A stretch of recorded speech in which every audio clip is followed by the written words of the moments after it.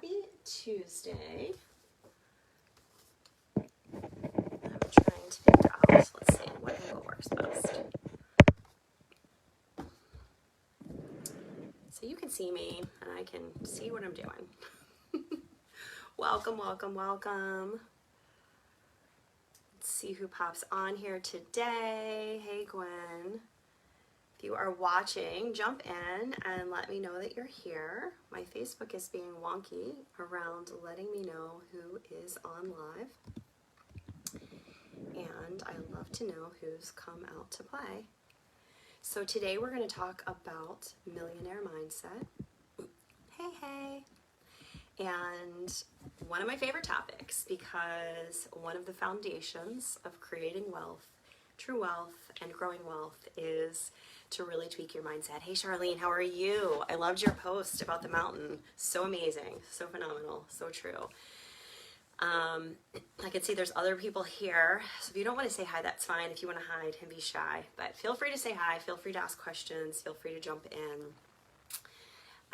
I love that so much. I love the interaction, and I thank you for being here live. For replayers, jump in on the replay. Let me know what you think. Tag yourselves.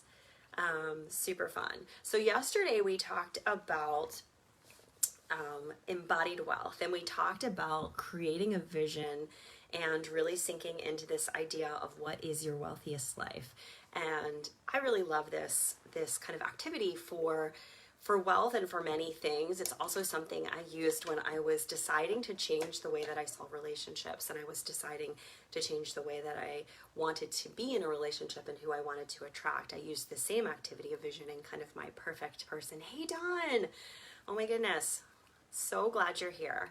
So I love this idea of kind of future visioning and thinking about what is possible. I think we so often worry about like what could go wrong, and we tend to lean towards these mindsets of kind of problem solving and creating safety, especially if we come from places of trauma, that we forget to really celebrate the possibilities. And we're actually often taught not to celebrate. We're taught that celebrating is silly or greedy or selfish, and we really should think about other people. But I love to get my people, my circle celebrating too. So let's celebrate all of the things. So let me know if you watched yesterday, your future visioning. Did you do any work with the visioning? Did you practice with that?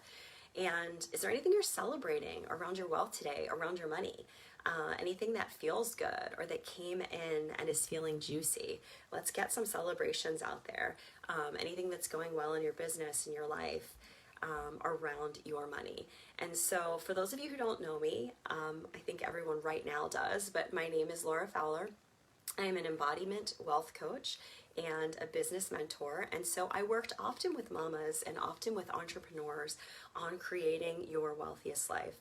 And I came from a background of a very dysfunctional family and from being a single mom pretty early and having to figure the things out. And I didn't really have any idea of how I was going to get to a different place in my life, just the decision in my mind that I was going to get to a different place in my life. So as we're going through this, when we're talking about possibilities and when we're talking about deciding, for any of you that aren't in the place you want to be at yet, for any of you that are working really hard or kind of stuck in dysfunction and trauma, who are working two jobs to make everything kind of come together, like, I am praising you. I have been there, and I know that sometimes as we're talking through these things, your mind can want you to just be like, this isn't me. I don't get to have these things. This is for someone else who already has the money, who already has the stuff, who already has a foundation. And it's not. It's for everyone. So when I started, I did not have the money. I did not have the foundation. I did not have the clients. I was working multiple jobs, bartending. I was a wench. And then eventually I started getting into like the little dabblings around being an assistant at an appraising company, which is kind of what moved me forward into deciding to step into entrepreneurship, which is how I built several six-figure businesses. And that kind of is the foundation of how I started to create wealth. And I shouldn't actually even exactly say that, because I started to create wealth before I had my businesses. So I like to share that you can create wealth from anywhere. a good portion of my growth was before I had six figures coming in. And, I say that because I think we get stuck on this: once I get to six figures, once I have a successful business, then I can start. But what I would love for you to do is start today. Starting today is really the secret to building wealth, because compound interest and money grows, and there's so many mathematical factors behind that that we won't go in today because we're talking about mindset. But really, starting today is part of the juicy secret. So Dawn is regrounding into who her ideal clients really are. I love that. Was getting distracted by your yes, by saving people whether they wanted it or not. I love it. And we do often have many voices inside of our head, and we do often need to kind of come to these points of clarity. And I love, Dawn, that you're talking about getting back to your instincts. So I also host the Mess and the Magic podcast, and we've had several guests recently who are really successful businesswomen who have brought up this idea of really learning to trust your gut, and how trusting your gut will spur you forward in creating your dream life and creating your dream business. And one in particular who talked about how she accidentally had a seven-figure launch in her business for a program because she had a download. She had this desire to create a program that didn't quite make sense in her mind, and she did, and it was extremely successful. So, so many pieces of foundation that go around that. You just don't wake up from nowhere and do that. But just this idea that we can create, that there's so much possibility. So yesterday we talked about embodying wealth. We talked about visioning your biggest life. We talked about gratitude and desire, and how we can hold both pieces. We can be really grateful for the things we have, and we can desire more. We're going to talk a little bit more about that today, because there's a lot of mindset around that. And we also talked about how you can embody wealth every single day. So every single day, whatever you're doing in your life, you can really enjoy it, and you can bring new levels of pleasure to it, depending on the way you're looking at it, depending on the mindset you have. And there's ways to create that, even if you aren't making a ton of money yet. Sorry, I just realized I don't have my headphones in, which will make a weird all of the replayers. So hopefully that will be better. So let's start out and talk a little bit about money and money mindset. And money, the way I look at it, is it's a relationship in our lives. We have a relationship with money. So a lot of us really want to kind of just brush it under the carpet, pretend it doesn't exist. We want to brush our dreams under the carpet. We feel like we're just going to go do the thing. It's all going to be just a little bit hard. And, maybe one day it gets to be better. But we want to build a relationship with money the way that we want it to be. And we want to start today.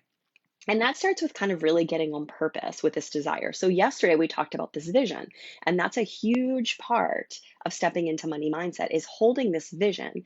And as we're thinking about the pieces of the vision, really getting on purpose with what feelings are coming up for us, what stories are coming up. If you're thinking about really leaping forward in your money, in the money in the bank, in the way that you think about money, the way you relate to it, the level of peace and calm and freedom you have with it, the way that you're growing it, the way that you trust yourself to make it and spend it and save it and hold it and all of the things.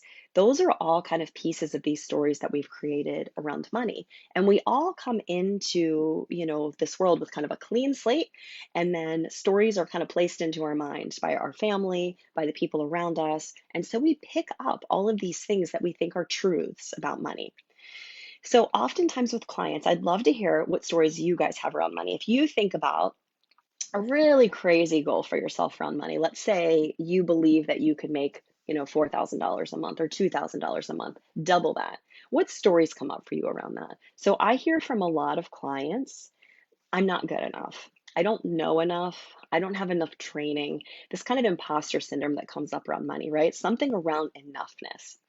And so really stepping into this innate knowing that we're all enough, that we're all worthy, that we all just are born with worthiness and enoughness just because we are. We aren't taught that. And sometimes for many of us, we're actually taught the opposite.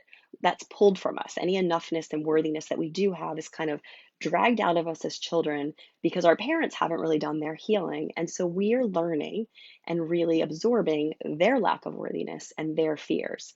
And we need to unlearn all of that. We need to kind of step out and rewrite new stories for ourselves. So first, let's just create a clean slate and just let it be known there is no shame, there is no judgment. We all are just starting with something that isn't necessarily ours. Some of these stories are not necessarily ours, and that often aren't even true. So this idea of enoughness, I hear so much with like from clients who come to me that, I'm just not enough. I don't know enough. Okay, let's not say that we all know everything we need to know, right? We can grow, we can learn, don't go teaching something you know nothing about. But yeah, put your toe in the water and start to learn and start to explore and take on clients and say, like, you know what? This is the beginning of my business. And I'm going to start here with this thing that I do know. And I'm going to work forward and I'm going to learn and I'm going to layer on new things until I am an expert in this field because you are becoming. This is all part of your becoming. So, same thing with wealth. As you are becoming wealthier and you are step into being a wealthy woman, you are becoming the person that can handle that. You are becoming the person who knows all of the things you need to know. Another story I hear a lot is money is hard. And money isn't anything. Money is a neutral tool. It's just out there, right? It's actually made up. It's something that we created as a currency because we don't want to be lugging around like nuggets of gold or, bricks of whatever that we can trade with our neighbors. We don't want to be doing everything on the barter system because it takes a lot of work and a lot of tracking. So we've created this thing called money. So it doesn't really have any opinion of anything. It's not easy. It's not hard. It's just been socially pushed towards some people over others. And so we need to kind of redistribute those ways that money is put out there, and we need to recreate a way that we are empowering ourselves so that we are magnetizing the money that we want in our lives regardless of what is going on in society. So money does not have to be hard. I also hear a lot that wanting more is greedy. And it's interesting because yesterday we talked a little bit about this idea of gratitude and desire.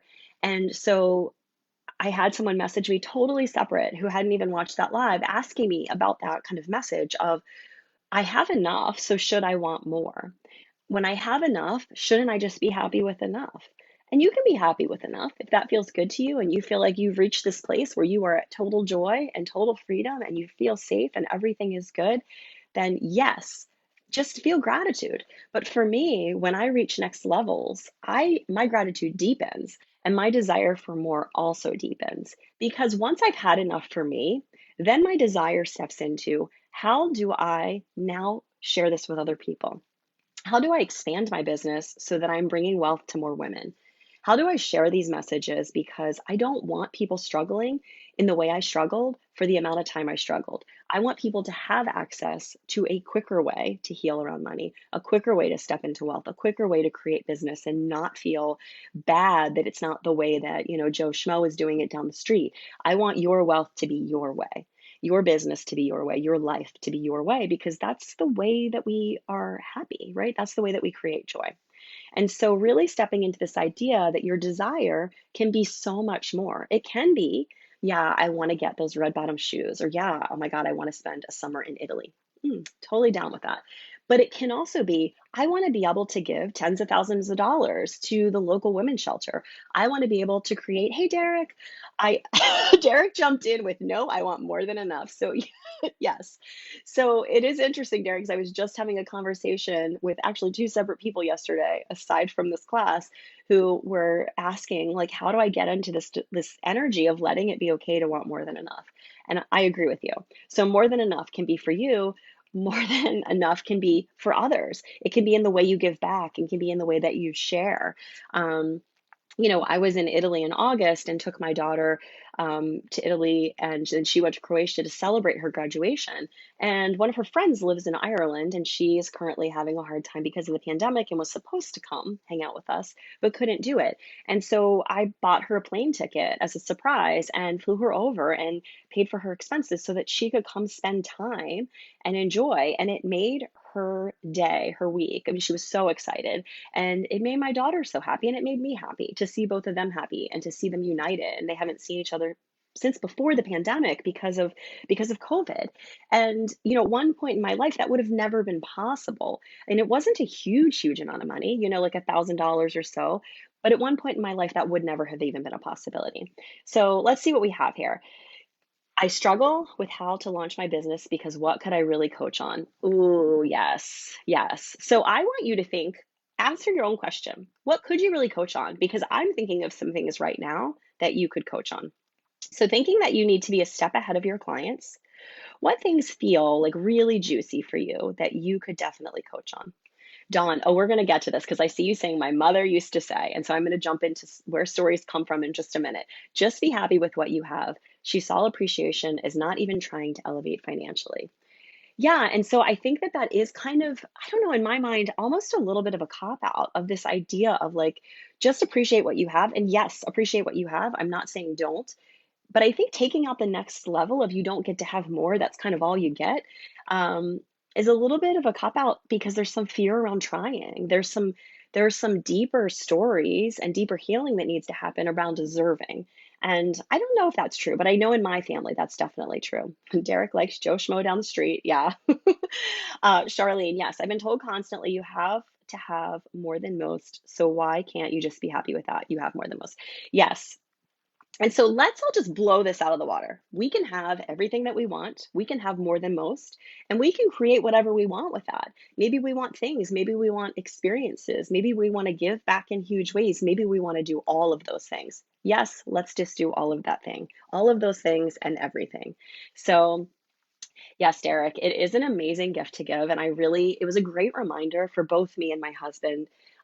Because, when I had sent him the message that I had done that, he was like, this is one of my favorite things about what we've created is this ability to do little things like that for people, like not asked with nothing in return, that really just bring joy, because that's what life is about, right? Is really being able to create more joy in the world. There's enough struggle, enough heartache. And I love that we just lost connection for a second. So I think I'm back. So let's jump into family stories, because what I want is for you, if you have pen and paper, or maybe later tonight, make yourself a note, is to sit down and write down what stories you have about money. If you're thinking about bringing in huge amounts of money, if you think about your business exploding, if you think about, somehow I just gave you $10,000, $20,000, $50,000. What stories come up for you around your worthiness, your deserving, around what that would look like? People even have stories like, people will hate me if I have money. All of my friends will abandon me. I will be lonely because everyone will think I'm greedy. There's this whole thing around wanting more is greedy, or having money, puts you in this different category of horrible people. Let's just get out of that, because that is not true at all. There are poor people who are terrible, and there are wealthy people who are terrible. So you can be an amazing person in any level of wealth that you choose you want to be in. Okay, family stories. So let's dive into family stories. So some of us have great family stories around money, and some of us have really poor family stories about money. Any of you who have listened to me talk know that I have very poor family stories about money. My husband has very great stories around family money. So I've seen both ends of this dynamic, and it's kind of an amazing difference to see. It's amazing to see how he looks at money. Now, granted, he is also, a white man in society, and I am a female in society. And so there are some differences there, but also this family training that we get really early on around what money means and what fears we need to have and what stories we have. So I'm curious, if you think about your family, what stories did you have around money that were circulating in your family? Dawn gave us one: accept your lot in life. And that's a common one. There's also so many things around, like, my mom used to say, do you think I have a money tree in the backyard? So that was kind of like a running joke. And I know so many people say that, and it's kind of, a little bit sarcastic, I guess, but it's also true. It's this idea of, I have no control over money. Do you think it's just magically growing somewhere? What if you did just think it was magically growing somewhere? What if you did just think that money could come to you? That, like, yeah, your kids want to do a thing that costs $1,000. And what if you think, I could actually go out and make that money? So this is like a millionaire money mindset. This is a different way of thinking about money. If you have control over your money, then you can create anything. And so, one of the things I like to teach my daughter is, you want a thing? How are you going to create that money if you don't have it? Not just jumping on the boat of like, I can't afford that. So, instead of saying, I can't afford that, we're either going to say, I am going to figure out how to afford that. Let me sit down and brainstorm. Can I talk through some ideas with someone? Let's figure out how I can bring in this money to make this happen. Or I'm choosing not to afford that, because maybe we're making a conscious choice. Like, yeah, we'd love to go to Paris today, but we're making a conscious choice because things are happening in our life and our business. We're working on saving, we're working on healing our money stories, we're working on growing things. And so that's not accessible at the moment. And so we're making a choice to continue to focus on the thing we're focusing on. So, really kind of weaving those stories and changing the way that we talk to ourselves, changing our wording. So, family stories often. Marry rich. I hear this one a lot. Marry a rich man. And so I always love when people post posts around, I'm going to be my own rich man. I'm going to marry myself. I'm down with this. I'm going to do it on my own. Not that you can't also have a partner, but you don't need to marry rich to become rich. You can't trust anyone around money. So let's get rid of that story because we can definitely trust people around money. And the thing that we can trust the most is we can learn to trust ourselves. We can learn to trust ourselves to choose the people that we allow into our circle, to choose the people that we share information around money, to choose the decisions that we make, the businesses that we work with, and all of those pieces. So it's building that self trust. It doesn't matter what everyone else is doing. But we have to believe that we can trust ourselves to make the decision. And if we happen to make a wrong decision, to forgive ourselves and to make repairs and to move on to the next thing because everything is not perfect.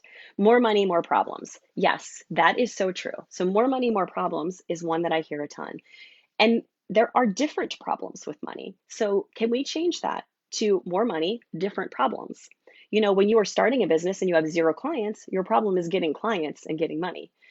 Say month 2, month 6, month 10, you have 100 clients. Now, my problem is how do I intake 100 clients and how do I handle their money and show up and serve them and do the pieces? So, different levels of business, money, wealth, life, different problems. So, more money means more stress and pressure. Yeah, and so that's a great story to bring up. So think about it. More money does mean more stress and pressure in some ways because now we're managing the money, right? But once we're set up and we have our money managing itself, which we'll talk a little bit about tomorrow, what does more money give us that creates less stress? So then we have the ability to hire. We could hire a VA, we could hire a bookkeeper, we could hire a financial advisor, we could hire someone to come and cook and clean for us. We can do all of these things. We could take our business mobile and travel. We could become a digital nomad. We could retire early and be financially free and just do consulting jobs when we feel like it. We can pay for our kids to go to school. So, more money creates more freedoms along with different problems. So, really rewriting these stories. And then this idea of greed, really kind of throwing that out the window because money has nothing to do with greed. If you're greedy, you're going to be greedy when you're poor, you're going to be greedy when you're rich. So I love mixing in giving, like we were talking about. And Derek just mentioned giving is true wealth, like being able to gift to people, being able to create impact in other people's lives and spread joy is true wealth. And I do think that is a huge piece of what I talk about with true wealth. So, that's another thing that comes with having more money, this ability. And I know, Gwen, because we've talked about it, you love that too. Like you love this ability to give to your friends and do fun little things and gift people. Charlene, my whole system freezes at the thought of having been given $10,000. Like you would waste it and it would be gone forever. Yeah, and these are the things I work with clients on because to be honest, if we are in a really trauma induced place around money, we sometimes do waste it. We talked a little bit yesterday around this idea of many people tend to spend to cover wounds, or they jump into investing in things that they may or may not need because they don't trust themselves and they think someone else has this magic answer. I'll jump into debt if we have a minute at the end, but like I have a lot of strong feelings about debt and about the coaching industry where people use selling tactics to convince people that don't really have money to afford programs to get into the program anyway, because it's the only way.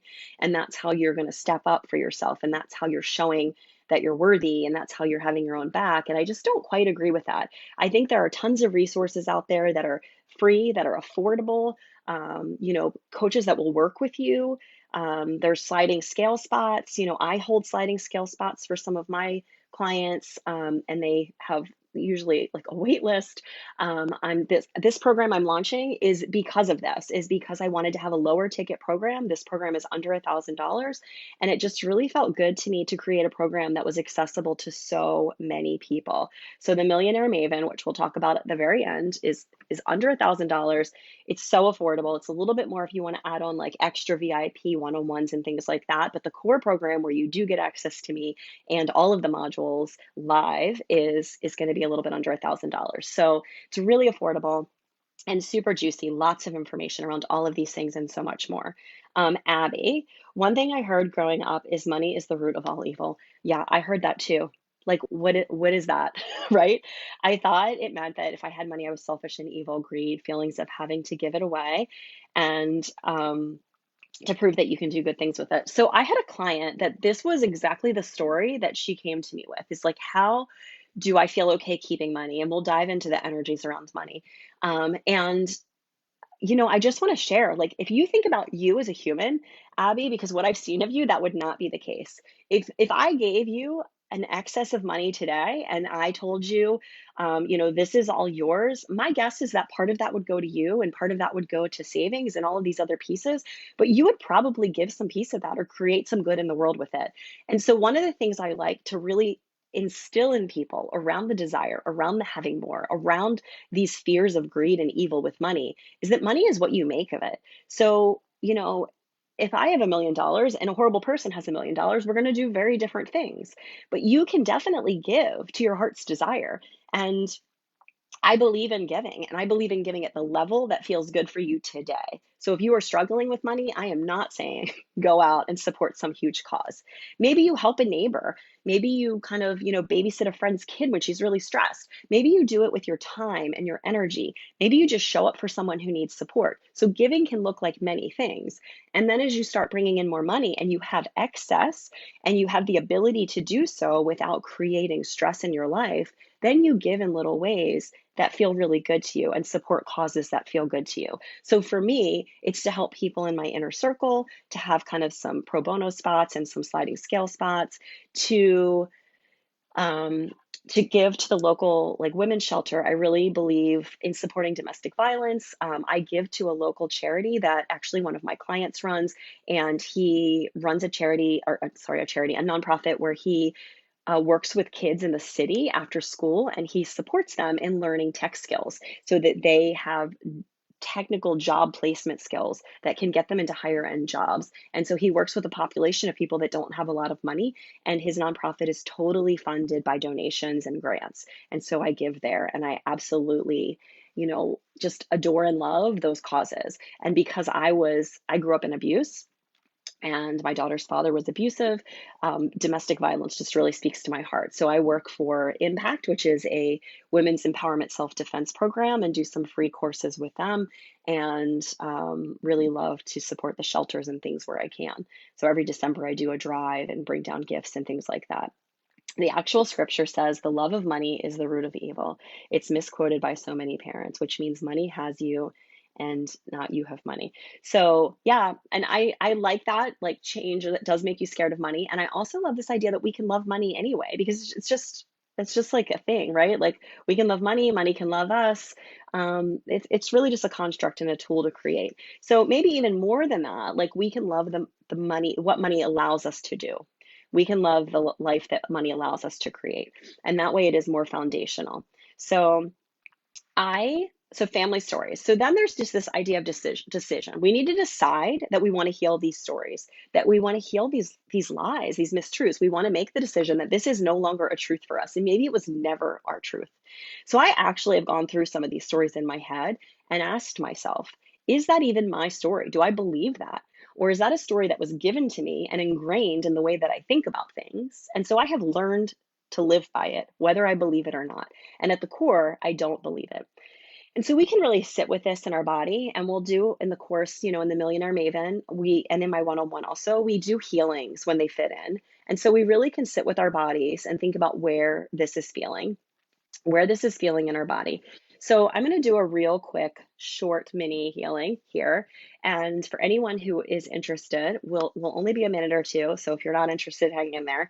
But I just would love for you to just kind of settle into your body and close your eyes, maybe move around a little bit, take a few deep breaths, and just think about these things we're talking about with money. This idea of wealth coming to us, this idea of clearing stories and what stories that we have, this idea of worthiness, because you are so worthy. You're so worthy of wealth. You're so worthy of excess. You're so worthy of having all the things. You're worthy of having the things that you love in your life, the people that you love in your life, and being able to gift to them. You're worthy of being able to save and spend and hold and invest money and grow it. You're worthy of being able to feel safe with money. And that's a big one for a lot of us. For a lot of us, even once money's coming in, we don't always feel safe with it. And so, really creating that safety in the knowing that we've got this, that we can trust ourselves, that we can forgive ourselves for any mistakes we've made in the past, we can start to think through those. We can let go of those voices, those mean girl voices inside. And just breathing in that we are worthy, that we are enough, that we get to have all of the things. And see if you can feel that anywhere in your body. So for me, often it's a tightness in my chest. When I'm feeling anxiety around money, it's a constriction. And just take a couple breaths into wherever you feel that in your body, wherever you feel a block, wherever you feel a stuck point. Breathe into it and let it know that you're here, that you see it, that you're witnessing it, that you're sending it love. Maybe it's very young. I don't know if you can tell just by feeling it how old it is. Often for me, it's a very young part of myself. And just taking some deep breaths into it and letting it know that you've got it. That you hear its fear, you feel its fear. Just spending a minute with it, giving it love, and letting it know that you will always be here. And asking it, is there anything that it needs? Is there anything that it would want from you right now that would feel really good? Just giving it a minute to answer and seeing if you can give it that thing. Whether it's a hug, whether it's love, whether it's your word and the knowing that you'll come back and that you're not going to abandon it, whether it's something that you actually do in the real world, whether it's loving yourself or trusting yourself. And then thank it. Thank this piece of yourself for being there, whether it spoke or didn't, whether it opened up or didn't, whether it gave you any revelation or did not. Thank it. And take a few deep breaths, and we're going to come back out of the meditation, out of the visualization.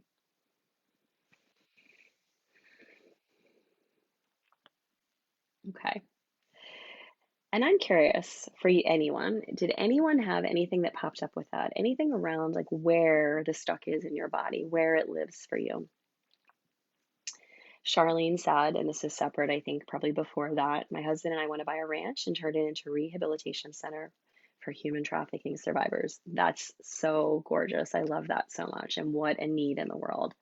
So that's so beautiful. And I love the idea that your wealth and your business can revolve around that and can really fund that and create that dream in your life, because that's so beautiful. So making this decision, really, we have to start to do the inner healing and get these pieces of us online, rewriting these stories, and really starting to step out of the feelings of overwhelm and we can't and scarcity and into the feelings of abundance and confidence and belief that we can, that we are able to. And, in the work I do much deeper healings than that. I don't want to go super deep in a group live where maybe people have stuff that comes up that they can't share, but really just getting present with your body and kind of doing like a little mini check in can be really important and vital in the ways that you're thinking about money. And then kind of deciding like, where can I find grains of gratitude? Where can I find grains of joy? Where can I get on purpose and just start thinking and behaving wealthy? So that's kind of a way to heal money. We talked a lot about that yesterday and bringing wealth in. So if you didn't watch yesterday's live, jump in there and watch. But that's a good way to bring joy into your life, bring wealth into your life, and really start to create the change in how you feel and let it sink into your body so that your body can get in line with trusting you trusting your body, with trusting money. I had created a lot of money before I started to feel the trust around money. So we can create money and still have mistrust. And we really need to heal that because it's hard to have joy and safety before we can have the trust. So that comes in super early. And, this idea of the abundance practice and really creating these good feelings and creating this freedom and creating this appreciation and creating this ability to welcome in money. So can you get really thankful? So I'm going to go through a couple things that you can do. Getting really thankful around money. Whenever any type of money comes in, whether you're expecting it, whether it's from business, whether it's a gift, whether you find a dollar on the ground, whatever it is, really having this really deep depth of gratitude around welcoming in all money. So that's a little bit easier for most people. Second one, I want you to really have gratitude around money going out. When you're paying your bills, when you're buying yourself something that brings you joy, when you are spending in ways that are aligned with your goals, your values, and your wealth plan. Really starting to feel deep gratitude around the things that are going out. And I know that's trickier for people. I hear so many times about how stressful it is to pay bills. It's really hard to spend. It's really hard to let go of the money, but money works in flow. So it needs to be able to come and go. It needs to be able to trust that you're going to allow it to flow. And you need to be able to trust yourself that you can allow it to flow. So, really getting into gratitude around the money going out also. One saying, gratitude about money going out. I totally skip this and never feel gratitude with going out. Yes. And so one of the things I have my clients often practice is when you are paying your bills, any bills that you manually pay, so many auto pay. So we often are very disconnected with our money anyway. But when you are paying a bill, saying thank you to the universe, to your business, to yourself, because you are supporting yourself. You are paying for something that you chose to bring into your life. When you're going out and you're buying yourself, dinner, a manicure, you're taking your kids to buy clothes, really being grateful that you are able to do that thing because not everyone is. And so, how do we show gratitude for money in both directions? So, really digging into that piece with kindness, with generosity, and with awareness around whatever feelings come up. Because when you start doing something that's uncomfortable, if you are terrified of spending money and you jump out and you're like, I'm going to be grateful, it's not going to be instantaneous. So be aware of the feelings that are coming up and the stories that come up around that, and give them a little bit of love and healing and give them a little bit of attention, because they are most likely an old story that you learned from something in your past, that you learned from a parent, that needs to become no longer a truth for you. It needs to be rewritten. And so you need to get really on purpose with this idea of, I get to choose my stories. I get to choose that I am grateful for spending. I get to choose that this money I am choosing to spend right here has this purpose, that it is living out right now by bringing me this joy, by allowing me to have this thing, by helping my friend, whatever the thing is. So, really getting on purpose with that.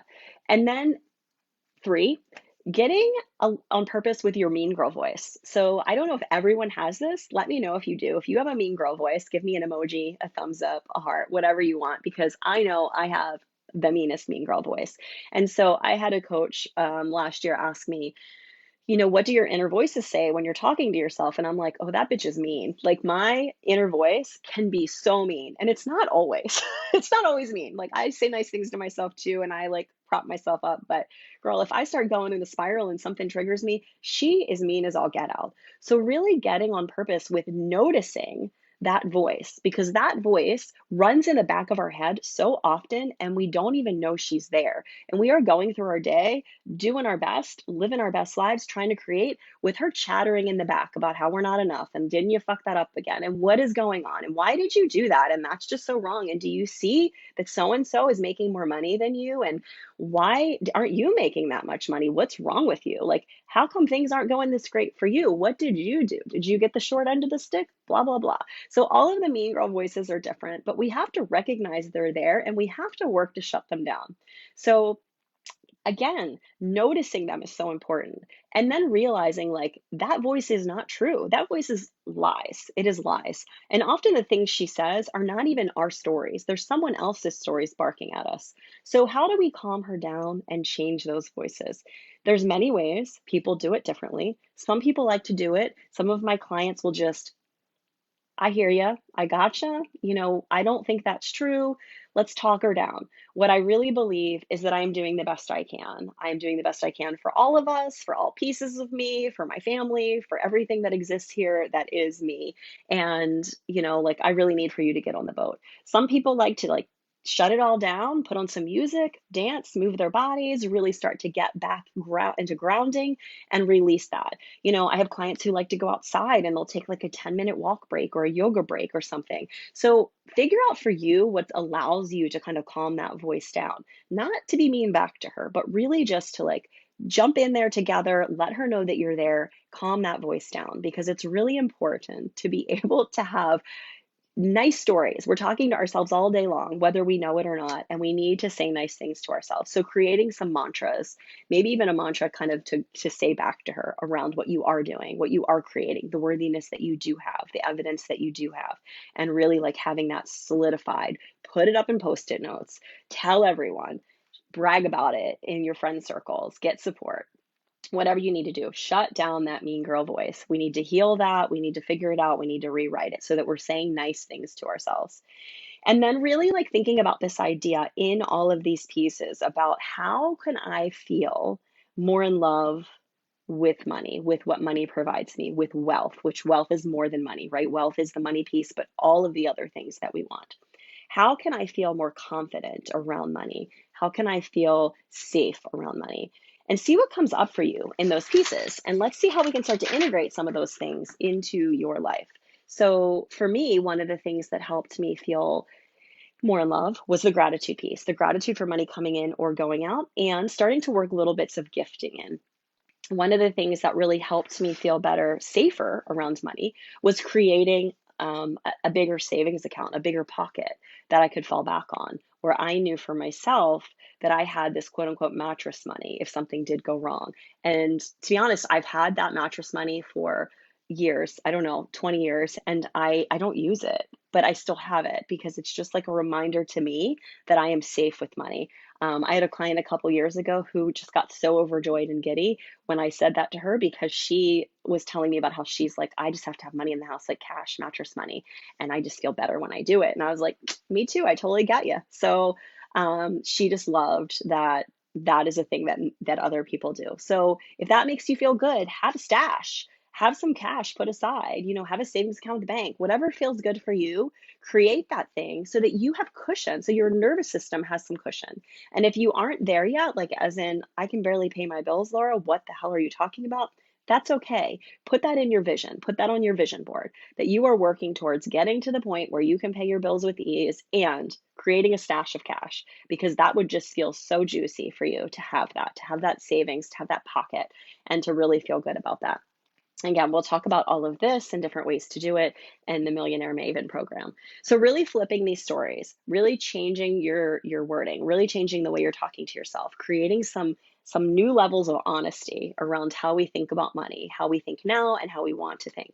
Really starting to create some better habits around gratitude, around showing up, around like being present with our body and not just brushing it under the carpet, around listening to these voices and what we're telling ourselves, and then getting really on purpose. And so we'll talk a little bit about this tomorrow, this idea of making your money work for you. And so how do we do that? How do we like segregate our money? How do we get on purpose with things? How do we align with our values? We'll talk about that tomorrow in making your money work for you.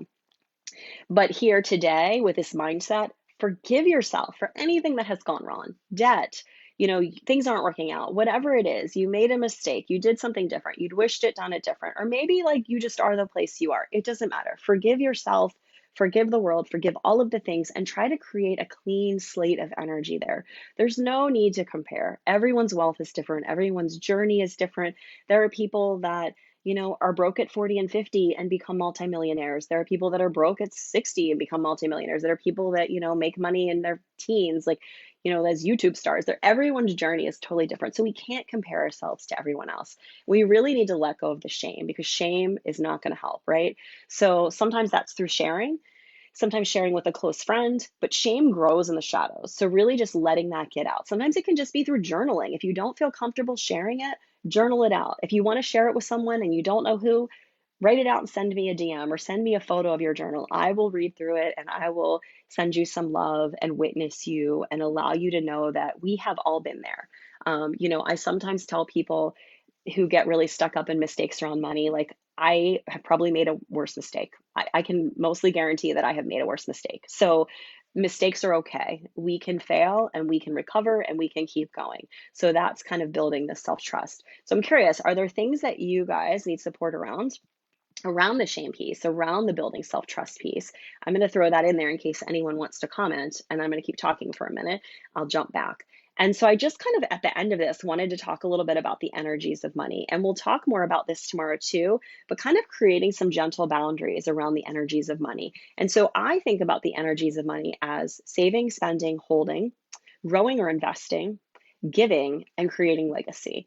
And so we'll talk a little bit about these pieces tomorrow. But in general, saving is that, we really want to get to a place where we are a little bit automated, we're a little bit on purpose, where we're very aligned, and where we're falling in love with saving money.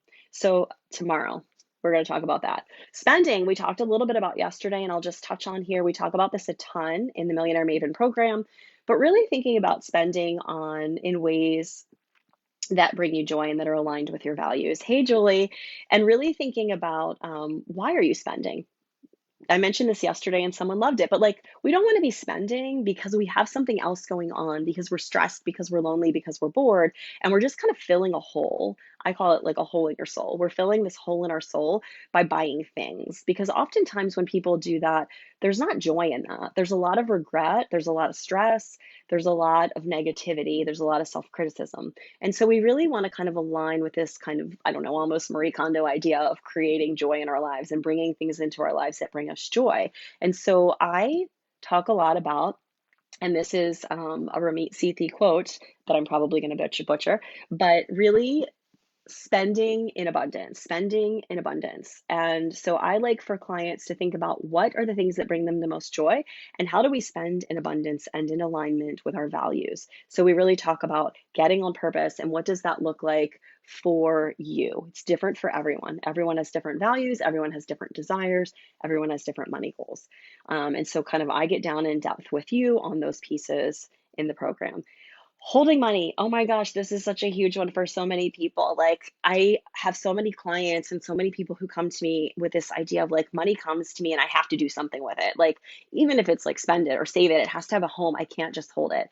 So, one of the practices that I give people is to make an altar for money. Like put money out somewhere where you can see it. If it's safe for you to do so and like, you live alone or just with your family or whatever, put some money up on the fridge, whether that be a couple $100 bills, $20 bills, could be $1 bills, it doesn't matter. Fan them out.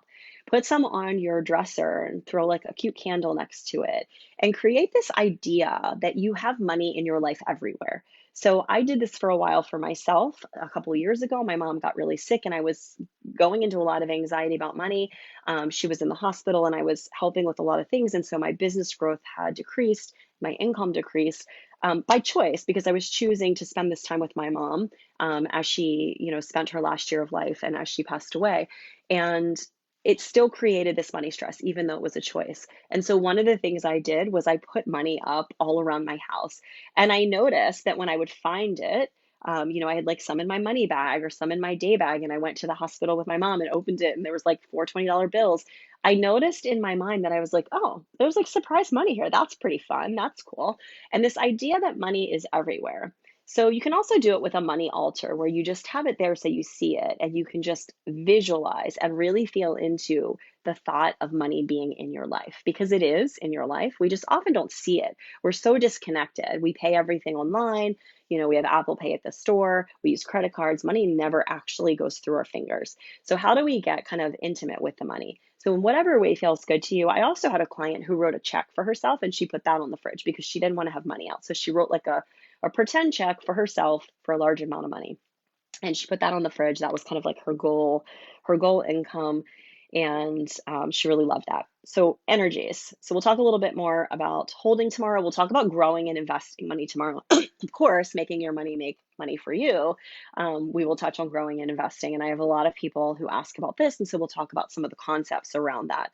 And then the idea of giving, we talked about that today. This idea of giving and what way feels good to you. It can be in money, it can be in time, it can be in energy. Make it fit your plan. Do not go into debt to give. Like don't say like, oh, Laura told me to give or someone told me I need to give and so I'm going to go into debt. I'm not going to pay my bills because I need to give.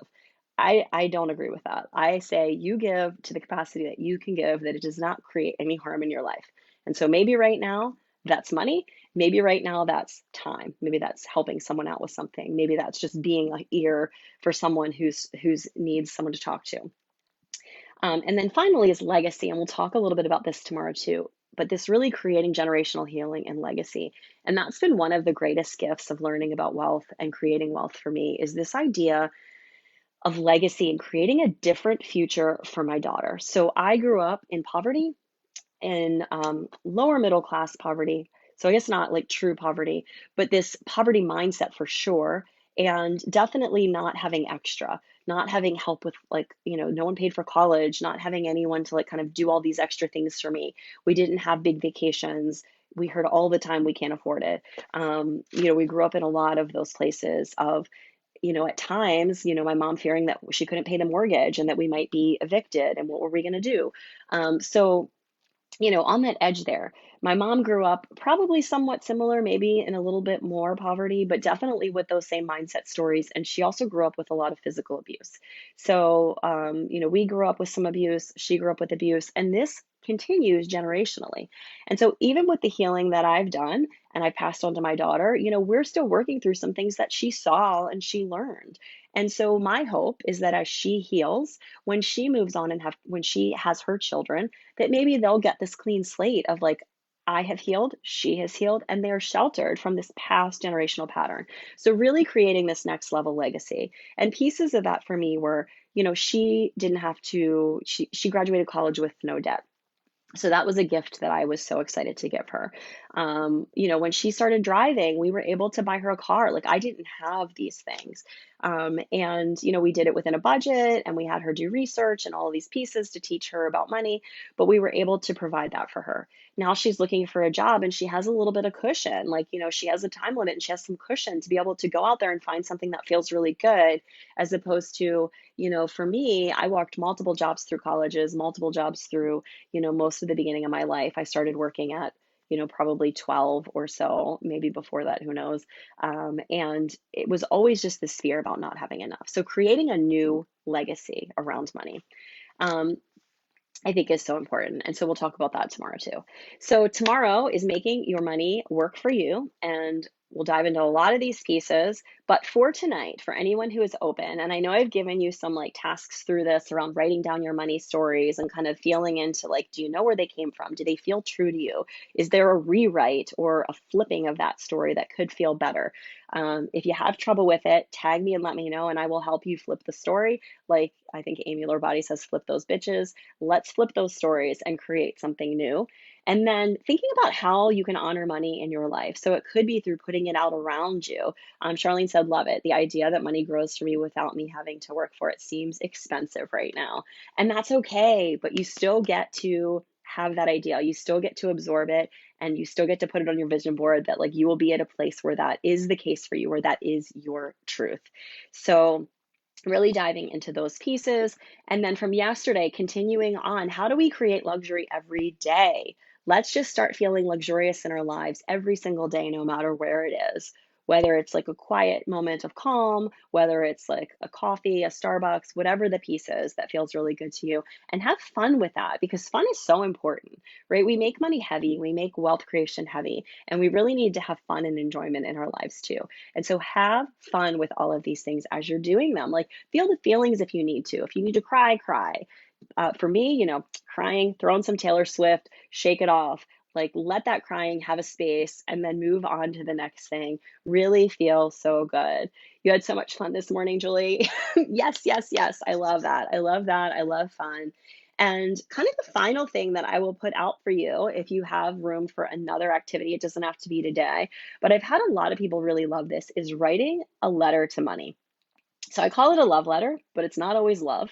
Sometimes it is a very big mix of emotions that you have towards money. And it's interesting to see how we feel about money. So, one of the first ones I wrote was kind of a dear money, I love you and I fucking hate you. Like I want you in my life and you drive me insane and create immense amount of stress. So really thinking about how do you think about money at the core of it all? Because we have to clean up all those pieces where we're like, we don't really want you here. We don't really want to deal with money problems. We don't really want more money.